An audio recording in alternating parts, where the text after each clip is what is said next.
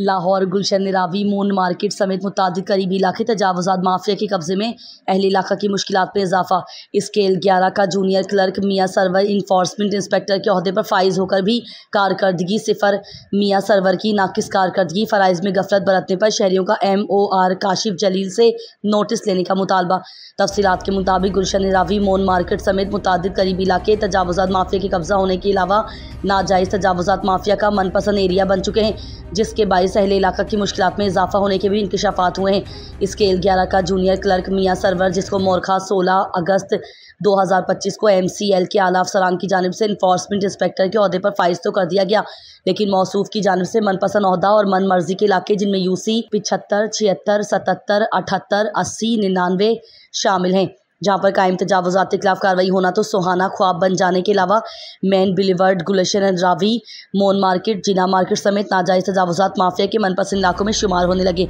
जबकि मुतादिद इलाकों में कायम नाजायज़ तजावुज़ात के बाइस अहले इलाका की मुश्किलात में इजाफे के साथ साथ MOR MCL काशिफ जलील की जानिब से नाजायज़ तजावुज़ात माफिया के खिलाफ भरपूर कार्रवाइयाँ जारी रखने के अहकामात भी रद्दी की टोकरी की नज़र होते बज़ाहिर दिखाई देने लगे, जबकि इन्फोर्समेंट इंस्पेक्टर मियाँ सरवर की नाकिस कारकर्दगी फ़राइज़ में गफलत बरतने और नाजायज़ तजावुज़ात माफिया की सरपरस्ती करने पर शहरियों का MOR